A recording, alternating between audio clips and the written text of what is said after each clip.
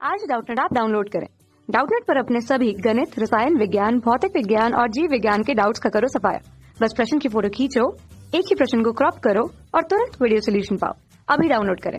Hello students, प्रश्न है पराग कण का सबसे बड़ा केंद्रक होता है। ऑप्शन है नलिका केंद्रक, शुक्र केंद्रक, जनन केंद्रक और इनमें से कोई नहीं। तो चलिए देख लेते हैं। सबसे पहले पराग कण का निर्माण कैसे होता है। पराग कण का जो निर्माण है यह लघु बीजाणु में परिवर्तन के द्वारा होता है। तो लिखेंगे हम यहाँ पर लघु बीजाणु जो है यह अपरिपक्व परागकण होता है। तो लघु बीजाणु में परिवर्तन के द्वारा ही परागकण का पूर्ण विकसित परागकण का निर्माण होता है। तो लघु बीजाणु जो इसका केंद्रक है, यहां हम लिखेंगे लघु बीजाणु जो है यह अगुणित गोल कोशिका होती है।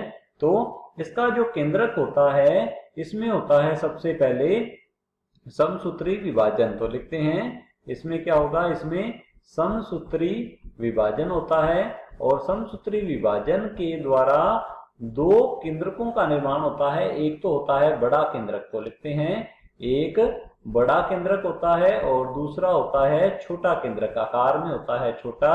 तो लिखते हैं छोटा केंद्रक होता है। तो बड़ा केंद्रक जो है इसे कहा जाता है कायिक केंद्रक या नलिका केंद्रक। तो लिख लेते हैं इसे कायिक केंद्रक कहा जाता है, क्योंकि यह मुख्यतः कायिक कोशिका का भाग होता है, इसलिए इसे कायिक केंद्रक कहा जाता है। कायिक कोशिका जो है इसकी बड़ी कोशिका होती है और ये जो परागकण है इसकी बड़ी कोशिका होती है, तो इसलिए इसे कहा जाता है कायिक केंद्रक। या फिर इसे नलिका केंद्रक भी कहा जाता है, क्योंकि पराग नली में सबसे आगे की ओर यही केंद्रक होता है। इसे नलिका केंद्रक या फिर इसे गाइड न्यूक्लियस भी कहा जाता है।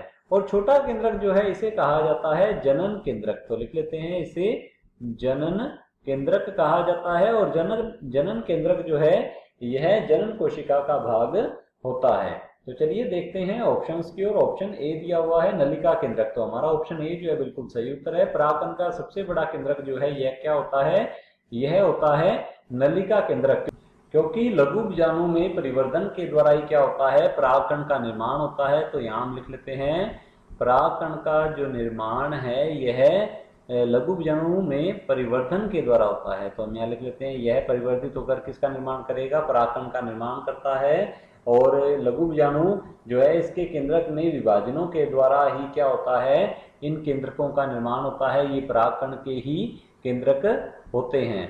तो इस प्रकार से नलिका केंद्रक जो है यह परागकण का सबसे बड़ा केंद्रक होता है। तो हमारा ऑप्शन ए जो है बिल्कुल सही उत्तर है। ऑप्शन बी दिया गया है शुक्र केंद्रक।